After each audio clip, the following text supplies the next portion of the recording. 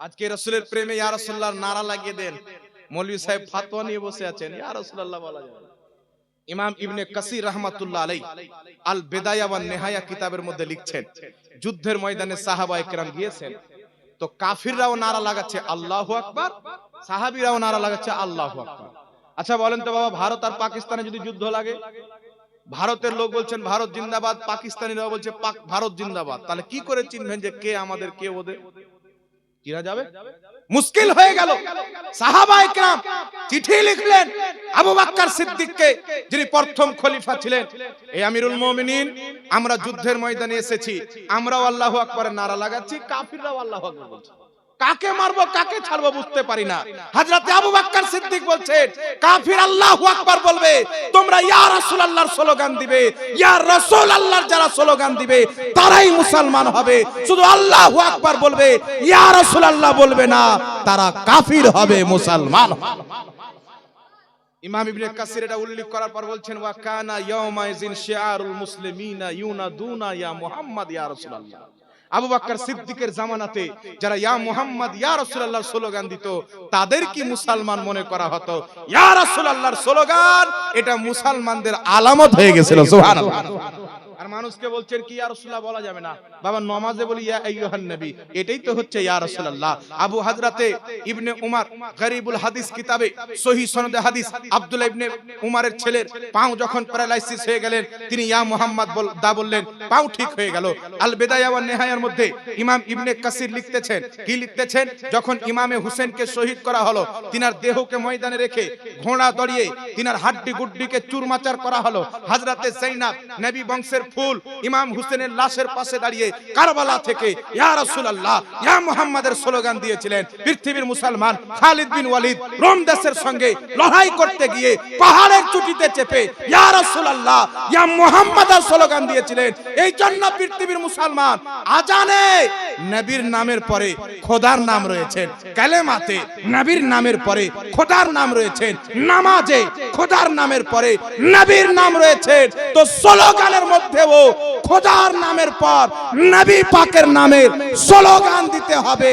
আমরা সাহাবীওয়ালা মুসলমান হব, ইহুদির দালালওয়ালা মুসলমান হব।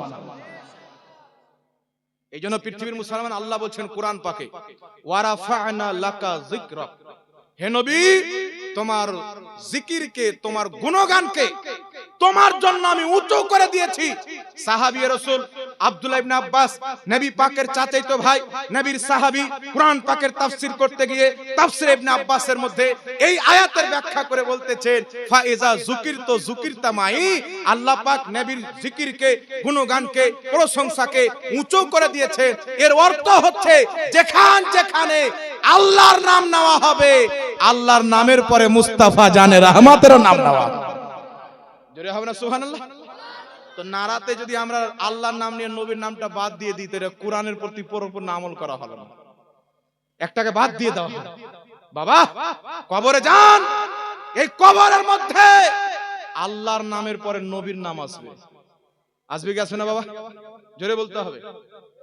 মান রাব্বুকা, তোমার রবকে, মা দিনুকা, তোমার ধর্ম কি, মা কুনতা তাকুলু ফি হাক্কি হাজার রাজুল, এই লোকটার ব্যাপারে দুনিয়াতে কি বলতেছিলেন? বলবেন না যে নবীর ব্যাপারে কি বলতেছিলেন, এই লোকটার ব্যাপারে কি বলতেছিলেন।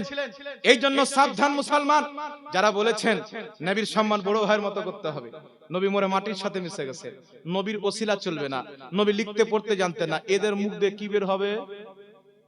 কথা বলেন। যে দুনিয়াতে যেটা বলবে ওটাই তো বের হবে রে ভাই। তো এই জন্য আমরা আমাদের জাতিকে শিক্ষা দিই, মুসলমান ভাইকে, তোমার যদি ইচ্ছা না করে নবীর নাম নিও না, আর যখনই রাসূলের পাকের নাম উচ্চারণ করবে তো আদব সহকারে উচ্চারণ করো। এটা বলিও না যে আমাদের মতন আমার নবী কাফিরকে বলেছিলেন, কুল ইন্নামা আনা বাশারুন, হে নবী কাফিরদেরকে বলো আমি তোমাদের মতন মানুষ। কারণ নবী আমার চাঁদ দুই টুকরা করলেন, সূর্যকে ফিরিয়ে দিলেন, পাথরকে কলমা পড়ালেন, গাছকে ইশারা করলেন, গাছ নবীর কদমে চলে আসলেন। কাফিররা গাছের পূজা করত, পাথরের পূজা করত, চন্দ্রের পূজা করত, সূর্যের পূজা করত। কাফিরদের অন্তরে খেয়াল যদি চলে আসে, চাঁদ যার ইশারায় দুই টুকরা হয়ে যায়, সূর্য যার ইশারায় ফিরে চলে আসে, পাথর যার কালমা পড়ে, এই মুহাম্মাদই মনে হয় আমাদের খোদা, এই আল্লাহ। আল্লাহ পাক আগেই বলছে কাফিরকে বলে দাও আমি তোমাদের মতন মানুষ, আমাকে আল্লাহ মনে করিও না। আল্লাহ না হওয়াতে আমি তোমাদের মতন, তোমরা যেমন বান্দা আমিও বান্দা, কিন্তু আমি সম্মান আর মানুষ হওয়াতে তোমাদের মতন নয়। নবী সাহাবীকে বলছেন, সহিহ মুসলিমের হাদিস, আইয়ুকুম মিসলি, তোমরা কে আছো আমার মতন? ইয়া আবা বকরিন লাম ইয়ারিফলি হাকিকাতান সিওয়া ইয়া রাব্বি, এই আবু বকর আমার হাকিকত কি আল্লাহ ছাড়া কেউ জানে না। এই পৃথিবীর মুসলমান জিবরিল আলাইহিস সালাম থেকে নিয়ে কোন ফেরেশতা নবীর হাকিকতকে জানে না। আদম নবী থেকে নিয়ে ঈসা নবী পর্যন্ত কোন নবীর হাকিকতকে জানে না। তো আমি আপনি কি করে নবীর হাকিকতকে জানব? নবীর হাকিকত কখন বুঝবেন? ওই কিয়ামতের মাঠে আল্লাহ তাবারাক ওয়া তাআলা নিজের পূর্বে খাসে, নিজের পাশে সিংহাসনে আমার নবীর হাত ধরে যখন বসিয়ে দিবেন, পৃথিবীর সবাই দেখে নিবে খোদা কিয়ামতের মাঠেও মুস্তাফাকে সম্মানিত করেছে। এই জন্য পৃথিবীর মুসলমান নিজের ছেলেকে, নিজের মেয়েকে নিজেই রাসূল পাকের প্রেম অন্তরের মধ্যে দাখিল করেন, মোহাব্বত দাখিল করেন। নবীর মোহাব্বত কি করে দাখিল করবেন? রাসূল পাকের মোহাব্বত দাখিল করাতে কটা ফায়দা আছে দেখেন। নবী পাকের মোহাব্বত বাড়াতে গেলে আল্লাহর নবীর বেশি করে গুণগান করতে হবে, আর রাসূল পাকের প্রতি বেশি করে দুরূদ ও সালাম পড়তে হবে। কথা বুঝতে পারছেন? বেশি করে দুরূদ ও সালাম পড়তে হবে। হযরতে ইমাম যায়নুল আবেদিন রাদিয়াল্লাহু তাআলা আনহু, ইমাম হোসেনের ছেলে, তিনাকে জিজ্ঞাসা করা হলো, হুজুর নবী পাক বলেছেন আমার উম্মতে 73 ফিরকা হবে, একটি জান্নাতে যাবে, আর নাম আহলে সুন্নাতুল জামাত। তো সবাই তো নিজেকে আহলে সুন্নাতুল জামাত বলবে, তো কোনটা আহলে সুন্নাতুল জামাত হবে? ইমাম যায়নুল আবেদিন বলতেছেন, কাসরাতিস সালাতি আলা রাসূলিল্লাহ, যে জামাতটি সবচাইতে বেশি বেশি আমার নবীর প্রতি দুরূদ ও সালাম পাঠ করবে তারাই হবে আহলে সুন্নাতুল জামাত। একটু জোরে হবে না সুবহানাল্লাহ? এই জন্য পৃথিবীর মুসলমান নিজের বাচ্চাকে নবীর প্রেম শিখান, নিজের নবীর প্রেম অন্তরে দাখিল করেন। নবীর প্রেম যদি থাকে মুরতাদ হবেন না, নবীর প্রেম যদি থাকেন গুমরাহ হবেন না, নবীর প্রেম যদি থাকেন ইসলাম ছাড়বেন না, জীবন দিয়ে দিবেন, মুস্তাফার দেওয়া কালেমা কোনদিন দিবেন না। কথা বুঝতে পারছেন বাবা? নবীর প্রেম যদি থাকে বেপরদা কেউ ঘুরবে না, রাসূল পাকের প্রেম যদি থাকে হারাম কাজে কেউ লিপ্ত হবে না। এইজন্য আল্লাহ পাক পবিত্র কোরআনে বলছেন, মান ইউতিউর রাসূলা ফাকাদ আতা আল্লাহ, যেই ব্যক্তি আমার নবীর আদেশ মানলো সে আমি আল্লাহরই আদেশ মানলো। আমার নবীকে আমি আল্লাহ উত্তম চরিত্রের অধিকারী বানিয়ে পাঠিয়েছি। পৃথিবীর মুসলমান নবীর চরিত্র উত্তম, যে নবীকে অনুসরণ করবে ওই ব্যক্তিও খোদার দরবারে উত্তম হয়ে যাবে। আবু বকর সিদ্দিক নবীকে অনুসরণ করেছেন, উত্তম হয়ে গেছে।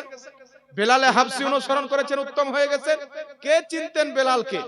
একটা বাড়ির গোলাম ছিলেন, রংটা কালো ছিল, কিন্তু আমার নবী সুবহানাল্লাহ রাসূলকে প্রেম করেছেন, আদব করেছেন, এত মর্যাদা বেড়ে গেছে। পৃথিবীতে একজন ব্যক্তি কাবার ছাদে চেপে আজান দিয়েছেন, তিনি হযরতে বেলাল। কাবা ঘরে চেপেছেন, চিন্তায় পড়ে গেছেন, হুজুর আজান দিলে তো কাবার দিকে মুখ করতে হবে, এখন তো কাবার উপরে, আমি তো কাবা তো আমার সামনে নাই, ডান দিকে ফাঁকা বাম দিকে ফাঁকা, কোন দিকে কাবা নাই, নিচে তো কোন দিকে মুখ করে আজান দিব? রাসূল পাক বলছেন, বেলাল আমার দিকে মুখ করে আজান দাও। পৃথিবীতে এমন কেউ আছে বাবা যার দিকে মুখ করে আজান দিলে নামাজ হয়ে যাবে, আজান হয়ে যাবে? হবে না।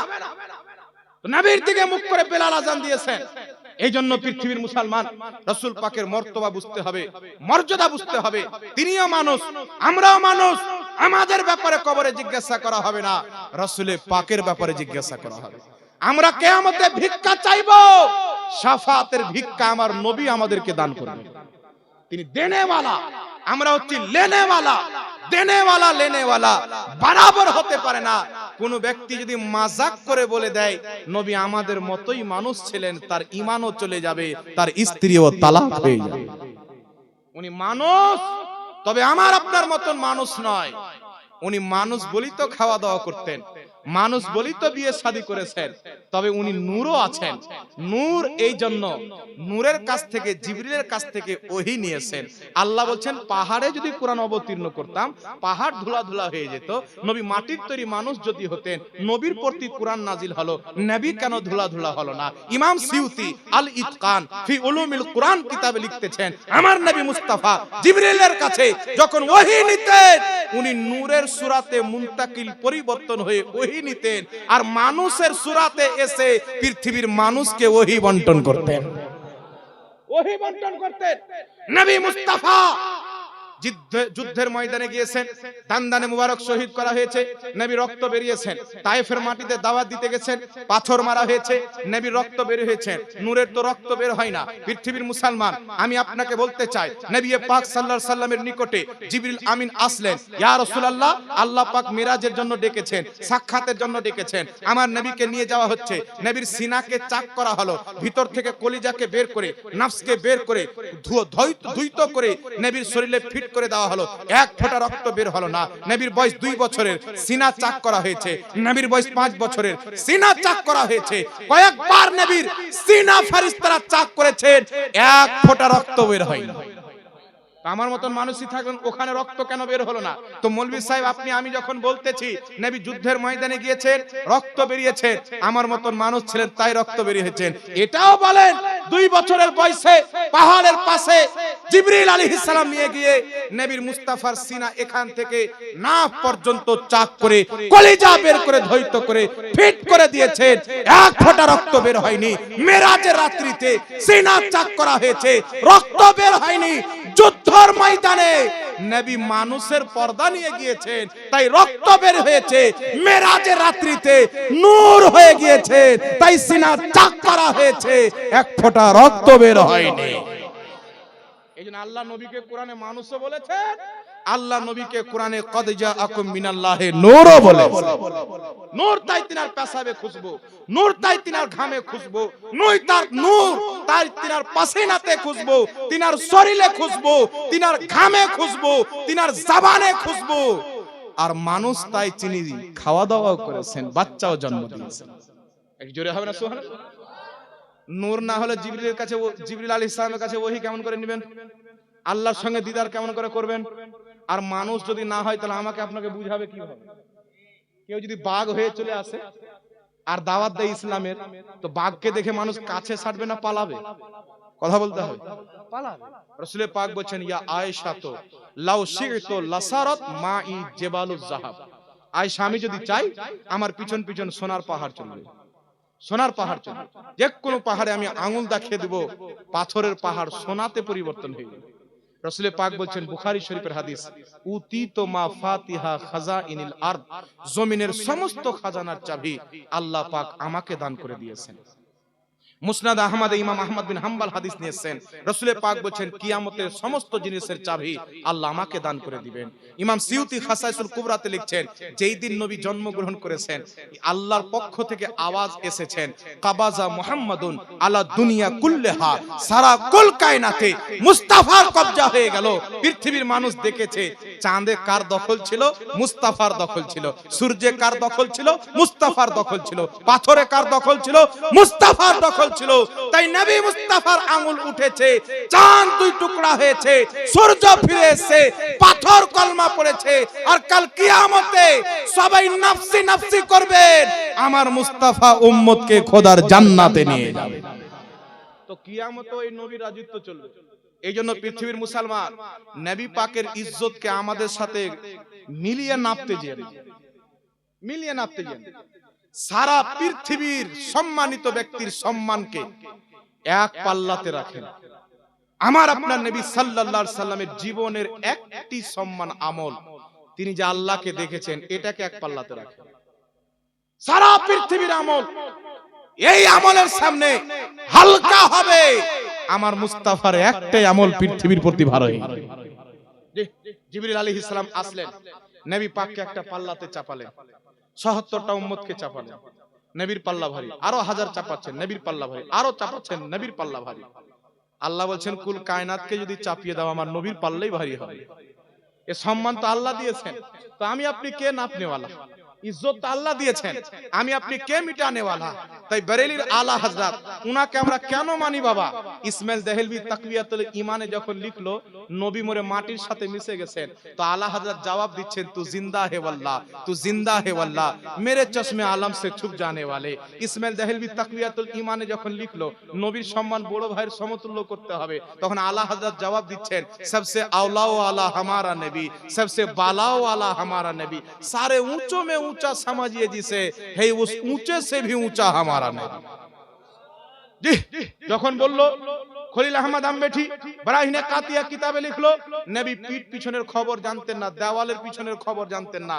তো আমার আলা হযরত উত্তরে কি লিখতেছেন, সরে আরশ पर है तेरी गुजर, दिले फर्श पर है तेरी नजर, मलकूत ও মুলক में कोई शय नहीं है जो तुझ पे आया नहीं। তুমি দেওয়ালের পিছনের কথা বলছো, আমার নবী আরশে ছিলেন, তো জমিনের মানুষের অন্তরে তিনার দৃষ্টি ছিল। আর এর দলিল বুখারীর হাদিস পেশ করে, আল্লাহর হাবিব বলতেছেন, ইন্নী ওয়াল্লাহি লা আনজুরু ইলা হাউজিল আন, নিশ্চয় আল্লাহর কসম আমি নবী মুস্তাফা জমিনে দাঁড়িয়ে সাত আসমানের উপরে জান্নাত, ওই জান্নাতের হাউজে কাউসারকে আমি মুস্তাফা জমিনে দাঁড়িয়ে এখন ডাইরেক্ট দেখতেছি। তাই নবীকে পিঠ পিছনের খবর ছিল না, এটা বলা যাবে বাবা? আমরা যখন মানুষকে বলবো এগুলো মৌলবি থেকে বেঁচে থাকি, তো মানুষ হলে আসলে ঝগড়া লাগাচ্ছে। ও তো কবরে গিয়ে বুঝতে পারবেন বাবা যে আমাদের ঈমানের জন্যই বলছিল, আকীদার জন্যই বলছিল। আকীদা যাতে মজবুত থাকে, পৃথিবীর মুসলমান মিষ্টি মিষ্টি কথা, ভালো ভালো কথা সবাই বলবে, কিন্তু নবী পাকের পক্ষের লোক কারা হবে, বিপক্ষের লোক কারা হবে, হক্কানি কারা হবে, জান্নাতি কারা হবে, যাদের বক্তব্য শুনে নবীর সম্মান মজবুত হয়ে যায় তারা হলো জান্নাতি আলী, আর যাদের বক্তব্য শুনে নবীর সম্মান করতে ইচ্ছা করে না এরাই হলো জাহান্নামী। বুখারী শরীফ হাদিস নাম্বার 2699। কত বললাম বাবা? আল্লাহ কুরআন পাকে বলছেন নবিয়াল উম্মি, উম্মি নবী। উম্মি মানে আনপাড়, জাহিল, মূর্খ। উম্মি মানে সরদার। উম্মি মানে কি? সরদার। আর একটা উম্মির মানে যেই ব্যক্তিকে আল্লাহ শিক্ষা দিয়েছেন পৃথিবীতে কওরির কাজে কিছুই শিখেনি, ওকে বলা হয় উম্মি। কুরআন পাকের সূরা ফাতিহাকে উম্মুল কুরআন বলা হয়, অর্থাৎ কুরআনের সরদার। কাবা আপনার মক্কা শহরকে উম্মুল কুরআন বলা হয়েছে, মানে শহরদের সরদার। প্রথম বিশ্বের শহর হচ্ছে মক্কা, প্রথম শহর পৃথিবীর। এইজন্য নবীকে বলা হয়েছে নবিয়াল উম্মি। এর অর্থ হচ্ছে, ডিকশনারিতে যাবেন উম্মি শব্দের কয়েকটা অর্থ পাবেন। একটা অর্থ হচ্ছে আনপাড়, যে পড়ালেখা পড়া কিছুই জানে না। আর একটা শব্দ হচ্ছে উম্মি মানে সরদার। আর একটা শব্দ হচ্ছে উম্মি মানে যাকে পৃথিবীর কেউ পড়ায়নি, ডাইরেক্ট আল্লাহ তার শিক্ষক, তাকে উম্মি বলা হয়। তো আমার আপনার নবীর ব্যাপারে আনপাড় শব্দটা ব্যবহার করা যাবে? কথা বলে কি শব্দ ব্যবহার করতে হবে জানেন? যাকে পৃথিবীর কেউ পড়ায়নি, যার শিক্ষক ডাইরেক্ট আল্লাহ। আল্লাহ কোরআনে বলছেন আর রহমান আল্লামাল কুরআন, আমি রহমান, আমার নবীকে আমি কোরআন শিখিয়েছি। একটু জোরে হবে না সুবহানাল্লাহ? তাই বুখারী শরীফ হাদিস নাম্বার 2699, আল্লাহর নবী ইহুদিদের সঙ্গে মক্কাকে নিয়ে একটা চুক্তিপত্র করলেন, বসে মীমাংসা করলেন। তো নবী পাক নিচে সিগনেচার করলেন মুহাম্মদ রাসূলুল্লাহ। জি। তো ইহুদিরা বলল, আপনাকে তো আমরা নবী মানি না, আপনি লিখেছেন মুহাম্মদ রাসূল, এর অর্থ হচ্ছে মুহাম্মদ আল্লাহর রাসূল। আপনাকে নবী মানলে তো আমাদের চুক্তির দরকার পড়তো না, ঝগড়াই হতো না। তো আপনি এটা কাটিয়ে নিজের নাম লেখেন। বাবা শুনেন এদিকে, থাক ঘুমিয়ে থাক আমাদের থাক, একটু ভালো করে শুনুন। হাদিস যখন বলা হয় কান পেতে শুনতে হয়, বেয়াদবি করলে ক্ষতি আছে। হযরত আলীকে নবী বলছেন, আলী মুহাম্মদ রাসূলুল্লাহ কাটিয়ে দাও। হযরত আলী বলছেন, হুজুর আমি আপনাকে মহব্বত করি, আপনাকে মুহাম্মদ রাসূলুল্লাহ মানি, আমি পারবো না। নবী পাক তার হাত থেকে পুরচাটা নিলেন, মুহাম্মদ রাসূলুল্লাহকে নবী নিজের হাতে মুছে দিলেন। এখন বলেন তো বাবা, ওই পুরচাতে কোথায় মুহাম্মদ রাসূলুল্লাহ লেখা আছে? নবী যদি পড়তে না জানতেন, মুছলে কিভাবে? এক। দ্বিতীয় নাম্বার হাদিসের শব্দ নবী পাক মুছলেন, তারপরে ফা কাতাবা মুহাম্মদ ইবনে আব্দুল্লাহ। বুখারী শরীফের 2699 নম্বর হাদিস খুঁজবেন, যার অনুবাদ আপনি পড়লেন। এই কথা যদি না পান, যেটা চোরের শাস্তি সেটা আমার শাস্তি হবে। হাদিসের শব্দ ফা কাতাবা মুহাম্মদ ইবনে আব্দুল্লাহ, মুহাম্মদ রাসূলুল্লাহকে নবী মিটিয়ে দিয়ে নিজের হাতে লিখলেন মুহাম্মদ ইবনে আব্দুল্লাহ। আর বুখারী শরীফের হাদিস, কোন মৌলবীরা তো ক্ষমতা নাই যে জয়ীব বলে উড়িয়ে দিবে বা জাল বলে উড়িয়ে দিবে। তাহলে বুখারী শরীফের হাদিস বলছে নবী সিগনেচার করেছেন, তাহলে কোন মৌলবীর কথা শোনা যাবে বাবা? এখন যে মৌলবী বলছে নবী লিখতে পড়তে জানতেন না, নবীর আক্ষরিক জ্ঞান জানতেন না, কোন কাগজে যদি লেখা থাকতো আলিফ বা তা সা 1 2 3, নবী এটাও রহস্যের মতন, এটাও বুঝতেন না। এত সস্তা নবী ছিলেন। ইসলামের আকীদা, নবী আঙ্গুলের ইশারা করেছেন, চাঁদ দুই টুকরা হয়ে গেছে। নবী পাথরকে ইশারা করেছেন, পাথর কালমা পাঠ করতে লেগেছেন। নবী যদি পাহাড়কে ইশারা করে দিতেন, গাছ গাছালিকে ইশারা করতেন, গাছ গাছালি লিখতে আরম্ভ করত। চাঁদকে ইশারা করলে চাঁদ লিখতে আরম্ভ করত, পাথরকে ইশারা করলে পাথর লিখতে আরম্ভ করত। আর তারপরও যদি কেউ বলে আমার নবী লিখতে পড়তে জানতেন না, ওর চাইতে মূর্খ আর কেউ হতে পারে? চিন্তা করেন বাবা, কার ব্যাপারে বলছেন? নবী। আল্লাহ নবী বলছেন ইবনে মাজাতে হাদিস, বইস্ত মুআল্লিমান, আমি পৃথিবীর শিক্ষক হয়ে এসেছি, আর শিক্ষকই লিখতে জানা, আক্ষরিক জ্ঞান ছিল না। এই পৃথিবীর মুসলমান, আমার নবী মুস্তাফা কয়েকজন সাহাবীকে বিভিন্ন দেশে দ্বীনের দাওয়াত দিতে পাঠাচ্ছেন, ইসলামের প্রচার করতে। তো সাহাবায়ে কেরাম বলছেন, হুজুর আমি ফারসে যাব, আমি তো ফারসি জানি না, মানুষকে বুঝাবো কিভাবে? কে বলছেন আমি অমুক দেশে যাব, অমুক দেশের ভাষা জানি না। নবী পাক বলছেন ফজরের টাইমে এসো, ফজরের নামাজ পড়ে সাহাবা কেরাম দাঁড়িয়ে আছেন। নবী পাক সাহাবীদের মুখে থুথু মুবারক দিলেন। সাহাবায়ে কেরাম বলছেন নবীর থুথুর বরকত হলো যেই দেশে পাঠাতো ওই দেশের ভাষা অটোমেটিক আমরা শিখে নিলাম। এটা নবীর পাওয়ার। আর মৌলভী সাহেব বলছেন নবী লিখতে জানতেন না, আক্ষরিক জ্ঞান ছিল না। আল্লাহ হেদায়েত দান করুক, সকলে পড়েন আল্লাহুম্মা আমিন। আমার নবী ব্যবসা করতে গিয়েছেন মা খাদিজাতুল কুবরার কাছে টাকা নিয়ে, তখন দিরহাম হতো, টাকা দিয়ে আমি বুঝাচ্ছি। তো সবচাইতে বেশি লাভ আমার আপনার নবীর ব্যবসাতে হয়েছে। বাবা আমি যদি আপনাকে টমেটো বিক্রি করি, কলা বিক্রি করি, আর আমি 10 টাকা কোনটা চিনি না, 20 টাকা কোনটা চিনি না, তাহলে আমার পক্ষে ব্যবসা করা সম্ভব আছে? 1 কিলো আলু নিয়ে নিলাম, আর দাম হলো 50 টাকা, 50 টাকা দিয়ে 1000 টাকা ঘুরিয়ে নিয়ে চলে গেল। বলবে বেশি দিলাম, কম নিয়ে গেলাম, আমি চিনতে পারবো কি? তাই নবী পাক ব্যবসা কি করে করলেন? আমি চিন্তা করি বাবা, মুসলমান এটা কি করে বিশ্বাস করতে পারে যে নবী লিখতে পড়তে জানতো না? তাহাজ্জুদ ব্যাপার, এটা কিয়ামতের আলামত। পৃথিবীর কোন ইমাম এই কথা বলেছেন 1450 বছরের তারিখে কোন মায়ের লাল দেখাতে পারে না। তবে আমি আপনাকে দেখাবো আমার নবী মুস্তাফা ইমাম হযরত আমিরে মুয়াবিয়াকে আলিফ থেকে নিয়ে ইয়া পর্যন্ত নিজে লিখতে শিখিয়েছেন। আলিফ সুজা করে লেখো, বা এভাবে লেখো, মিম এভাবে লেখো, রহমান এভাবে লেখো। যেই নবী সাহাবাকে লিখতে শিখাচ্ছেন অক্ষর, ওই নবীর ব্যাপারে মৌলভী সাহেব বলে দিচ্ছেন ওই মৌলভী দেখতে সুন্দর, ওই মৌলভী সাহেব আওয়াজটা ভালো, সুর করে বলতে পারে ভালো, তাই আমাদের লোক মনে করে ভালো মৌলভী। উমর ফারুক যদি থাকতেন কিনা তো গর্দানটা কেটে দিতেন, তারপরে বলতেন কে নবীর বেয়াদবি করলে। যেন বাবা আপনাদেরকে বলবো, আমার আপনার নবীর মতন শিক্ষিত পৃথিবীতে কেউ জন্ম নেয়নি। আমার নবীর মতন কেউ লিখতে জানে না, আমার নবীর মতন কেউ পড়তে জানে না, আমার নবীর মতন ইলম পৃথিবীর কাউকে আল্লাহ দান করেননি। সারা পৃথিবীর ইলমকে নবীর ইলমের সামনে যদি নাপতে চান, তুলনা করতে চান, আমার নবীর ইলম যদি 7 সমুদ্রের পানি হয়, সারা পৃথিবীর ইলম ওই 7 সমুদ্রের সামনে এক ফোঁটা পানিও হবে না। জোরে বলতে হবে সুবহানাল্লাহ। এত জ্ঞান আল্লাহ পাক আমার আপনার নবী মুস্তাফাকে দিয়েছেন। এই আকীদা রাখবেন, রাসূলের ব্যাপারে ধারণা ঠিক করবেন, আকীদা ঠিক করবেন, তারপরেই আপনার অন্তরে তাকওয়া জন্ম নিবে, পরহেজগারি জন্ম নিবে। তখন নামাজ পড়বেন তাকওয়ার সাথে, নামাজ কবুল হয়ে যাবে। ইবাদত করবেন তাকওয়ার সাথে, আপনার ইবাদত কবুল হয়ে যাবে। একটু জোরে বলতে হবে সুবহানাল্লাহ।